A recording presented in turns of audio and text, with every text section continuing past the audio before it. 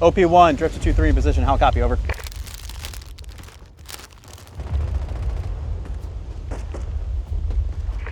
OP1, this is drifter 2-3. Hey, loser 2-3. You gotta call me Nighthawk. We already talked about this. Roger that, Nighthawk. Send it. Send what? Nighthawk, send salute report. I see 5 guys. One of them, I think he's the leader. He looks jacked. Like, this guy's probably 6'2", maybe 215. Like, dude, if this guy shows up to the tactical games, Brandon, you're like screwed. I think one of them's making a TikTok. Location, I don't know, man, like in front of me. They got all black, like kind of Lululemons. Dude, those probably are super comfortable right now. Our uniforms suck. It's so hot in here. We need to talk about this. Like, can we wear like shorts or something, dude? I don't need all this. My watch is actually dead. Do you know what time it is? You know, equipment they've got. Nah, I got like AKs and chest rigs. Roger that, OP1, stand by to confirm. 4 military-age male, standing security, break. Approximately 50 meters away from OP1 position, break. Wearing black clothing, Ranger green kit, break. Time, 12:15, break. Carrying small arms and chest rigs. How copy? Over. Yeah, dude, that's really what I said.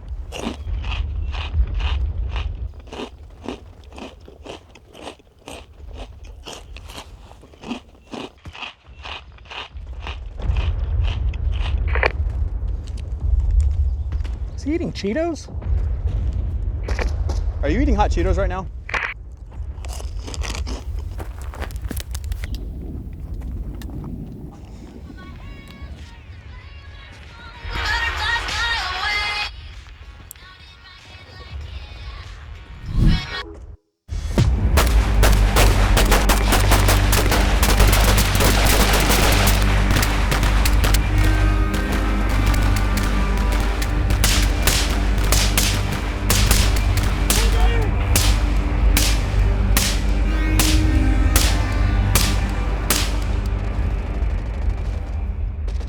Whether you just bought your first radio or you've had a CB radio in your truck for a number of years, or you're just a seasoned communicator from your military, law enforcement, or EMS background, proper radio etiquette is an important skill for all of us to understand.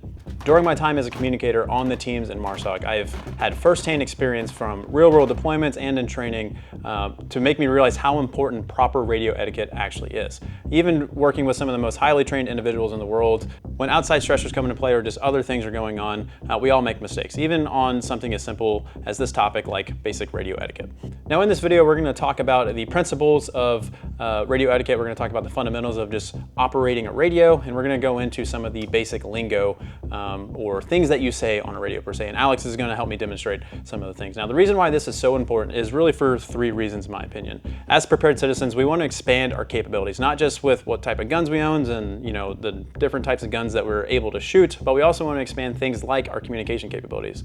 Radios aren't exactly dependent on infrastructure for the most part. These are primarily line of sight communication devices. So, if things get crazy, natural disasters, things like that, you do have in a radio the means to still communicate with people. Now, when we use our radio, just like when we purchase a firearm, we want not just to own the firearm, we want to know how to use it properly. We want to use our radio properly, and that is where the radio etiquette comes into play. So when we do want to communicate, this is the second reason why this is so important, is we want to be able to communicate effectively. We want to make sure that what we're trying to transmit, what we're trying to say to someone else is clear, it's understood, and we're just doing it properly. And lastly, as warfare just overall advances, becomes more complicated, we're starting to see more EW type of threats. And really, in the case of this conversation, the main EW threat we have is people being able to locate us via our communication devices. So having proper radio etiquette is really going to help prevent or protect you from people finding you because of how you're transmitting on your radio. Now, I know some people are going to say, well, let's just have encrypted radios. Encrypted radios are going to almost guarantee that your transmissions aren't intercepted, but they are not going to protect you from people direction finding you, as in they're going to use some fancy equipment, which is becoming easier and easier to understand and more available to find at your location when you do transmit. So having proper radio etiquette is going to help you defend yourself against people like that are using those direction finding capabilities. So getting right into it, the first thing we need to talk about are the principles. So principles are things that we are trying to achieve when we're doing the thing. So in in the case for this conversation, what we're trying to achieve is short, powerful, and clear communications. So short is pretty, easy to understand. We just want our transmissions to be short. We don't want them to be long and drawn out. For clear, we just want to make sure that we're being understandable. What we're saying is concise and not confusing. And then powerful, we don't want to talk really lightly into the radio because we need some energy to go through it just to make the transmissions a little bit more clear for the receiving end. So now that we understand the principles, let's get into the fundamentals. Now, these fundamentals are going to be about how we actually use the radio when it comes down to communicating through it. Not how we program it or anything like that, but how we actually engage our push-to-talk device, whether it's a cop mic, it's a push-to-talk in your kit with a boom mic, or you're just talking directly into the radio. So what we need to know about engaging the push-to-talk is we only want to engage the push-to-talk when we're talking. So we don't want to engage it before we start talking. So we don't want to hold it down for a couple seconds and then begin talking. We don't want to hold it down after we're done with our transmission for a couple seconds or anything like that. And we also want to make sure that it's actually engaged while we're talking. So I've seen a lot of people, they'll hold it down before they start talking, and there's an awkward silence, or they disengage because other things are going on and part of the transmission just doesn't go through. So first and foremost, we want to make sure that we're engaging the push-to-talk only during our transmission, nothing else, nothing more. Now the next fundamental is going to be about where our speaker is that we're trying to talk into, whether it's the radio, the cop mic, again, the boom mic. We want it to be about an inch away from our face. Now that is going to be equipment dependent, but for the most part, about that inch, and if you have a boom mic, probably more like half an inch, that's about how far we want it from our face. We don't want to be right on top of it because what that's going to do is produce some interference in the radio. You're going to hear a lot of air from your voice and things like that. So we just want it to be just a little bit away from our face, about an inch or so. So if you're going to have a cop mic set up on your kit, just make sure when you turn into it, you can achieve a distance of about 1 inch or so. Now the less fundamental is going to deal with the direction in which you're talking. So if you're going to be talking into a cop mic, we don't want to talk directly into it because again, that's going to allow some of that air that's being pushed out of your mouth to be heard in the radio. It's going to sound like static and it's not going to come across clear. We want to talk past it. So that's going to be regardless of what you're talking into. Again, a radio, cop mic, or a boom mic. We don't want it to be directly in front of our mouth because that is going to, again, create a little bit of that interference. Now that we got to the principles and fundamentals of actually using the communication device out on the table, let's get into some of the common radio lingo so that Alex and I can actually properly demonstrate some proper radio etiquette. So starting off with the most basic and common radio lingo term, we have you, this is me. So in this, what we're doing is we're identifying who we're trying to talk to, and as soon as we identify who we're trying to talk to, we're going to identify ourselves, so whoever is listening knows who is calling them. Go. 1, this is 2, we're coming to you, we have eyes on you. We're coming to you. So in this, it's obviously very important that you have proper call signs. Now, dependent on your net, as in what frequency, what other people are using that frequency with you, it's going to be a varying dependence of importance on how strict you are with actually using your proper call sign and things like that. But in the case of how Alex and I are going to demonstrate this, we're going to assume that this is a very shared net, so we need to be very clear about our call signs. So here we go. These radios are turned off. We're just using them as props, by the way. So Nighthawk, this is Drifter 2-3, radio check, over. Drifter 2-3, this is Nighthawk. I have you loud and clear, over. So just like that, as Alex and I demonstrated, what we did was we clearly communicated who we're talking to and who we are in the transmission. We're just doing a simple radio check and we're good to go. Now the next one is going to be over and out. So these are going to be the ways that we end our transmission. So out is going to be, I'm done with my transmission right now, but the conversation is still going on. When someone says out, that means they're done with the conversation. So again, Alex and I are going to demonstrate this one. Nighthawk, this is Drifter 2-3, radio check, over. Drifter 2-3, I have you loud and clear, how me, over. Roger, I have you saying out. So as you can see, that's a pretty simple one. Again, just when we're communicating whatever we need to communicate, if the conversation is still going, we say over, and then once the communication, the transmission is completely done, we have nothing else to say, that is when one of the parties says out, and that's when communication stops. Shagart and Gordon again request permission to secure until convoy arrives. Over.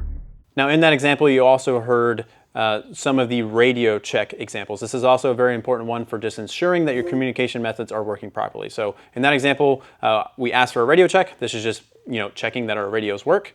And we're also asking how we hear each other. So in the example of this one, we have loud and clear, or we're gonna say broken and unreadable usually. There is some differences with that lingo, but that's generally the most common. So in that example, Alex said loud and clear because he could hear me loud and clear, but we're gonna do it again and just assume that he can't hear me. Nighthawk, this is Drifter 2-3, radio check, over. Drifter 2-3, this is Nighthawk. I have you broken and unreadable, how me, over. Roger that, I have you loud and clear.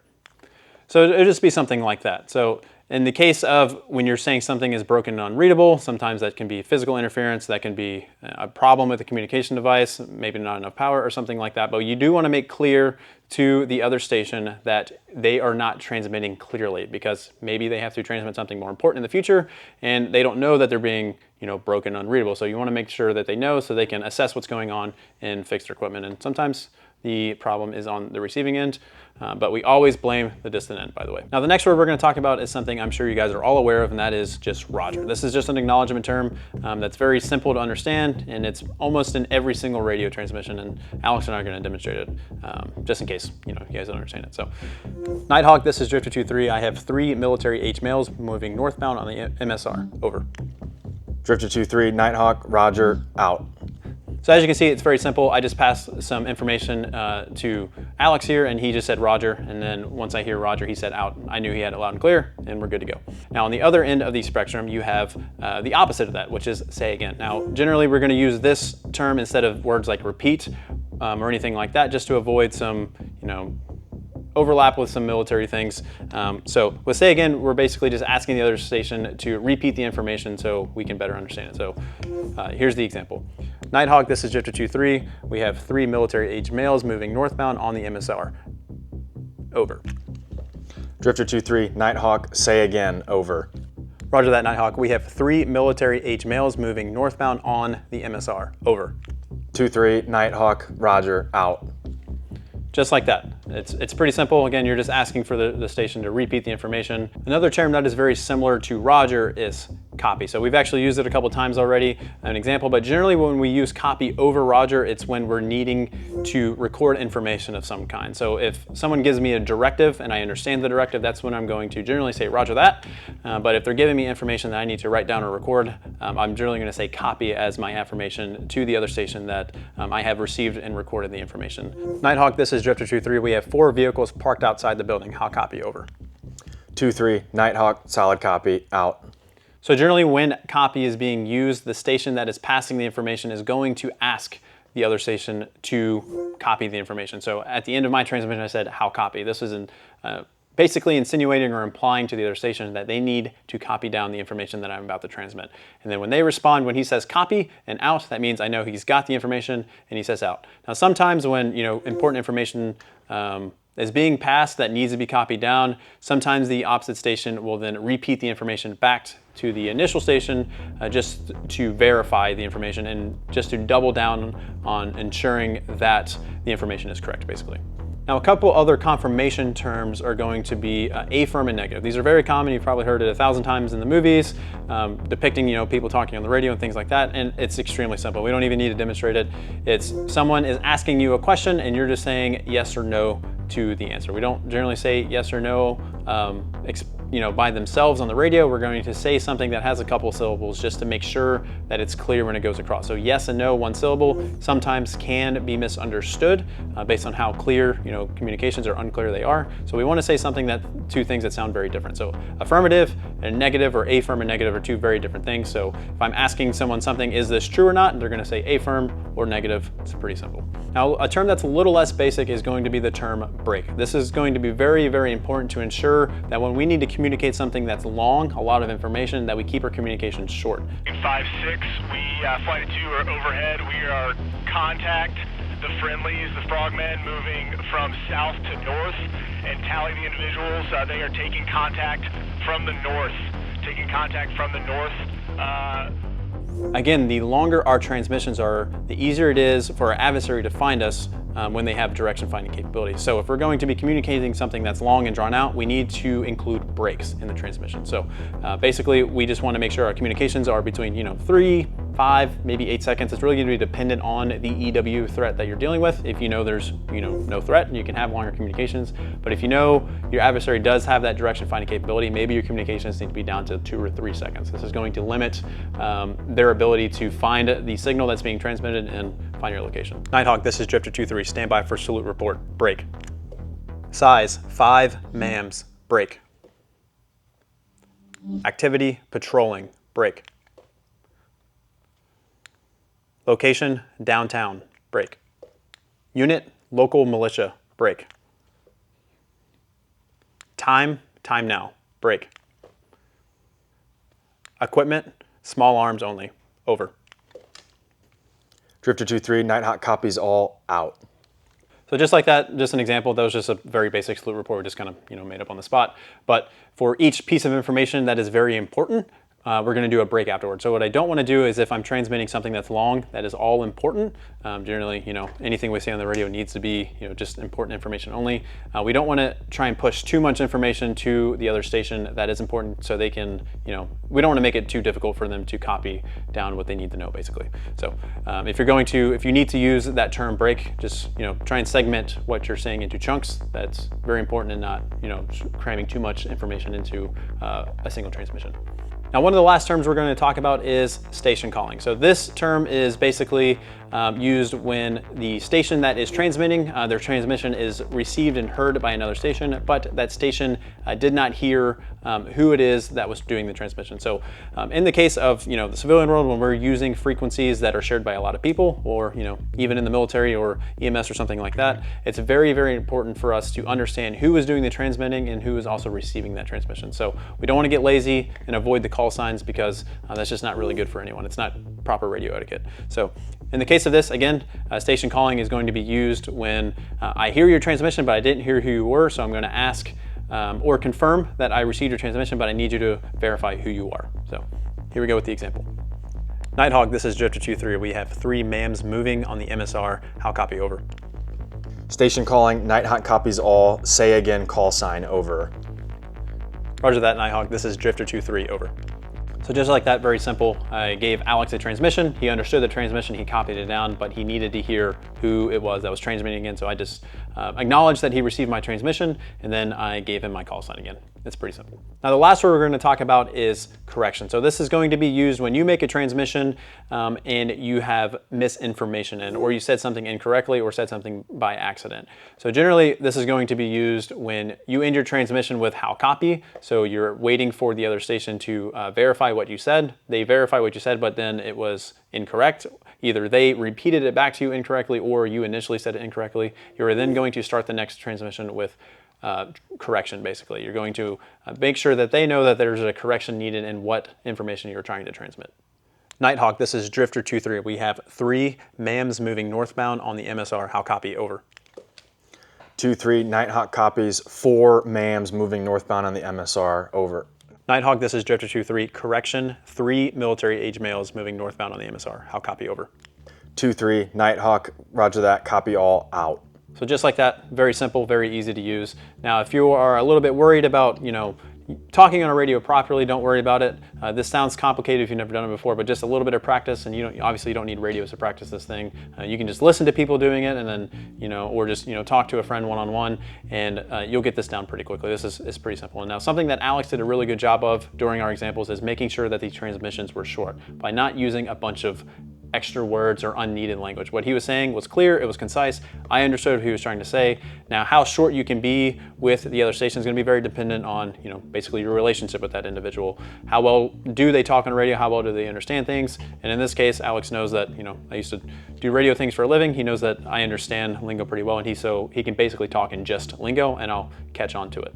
Now, there are a few more common radio lingo words that are out there, and if you're in the military side of things, law enforcement, EMS, you're just a trucker using a CB radio, there's going to be even more, pretty particular to what you're doing on the radio. But we covered most of the basic ones that are pretty universal across all of the different, industries per se when it comes down to different types of radio communicators. So hopefully this video was helpful for you guys. If you guys have any questions regarding the equipment, the topic at hand, really anything at all, we're always happy to help. We do greatly appreciate your time for watching, and we'll catch you guys next time.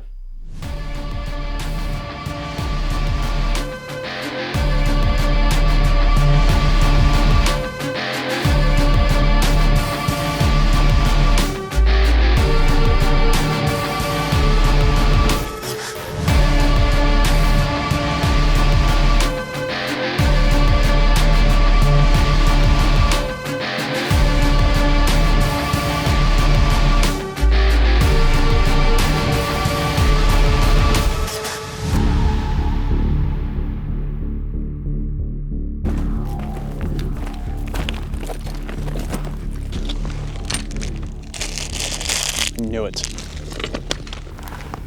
Cheetos.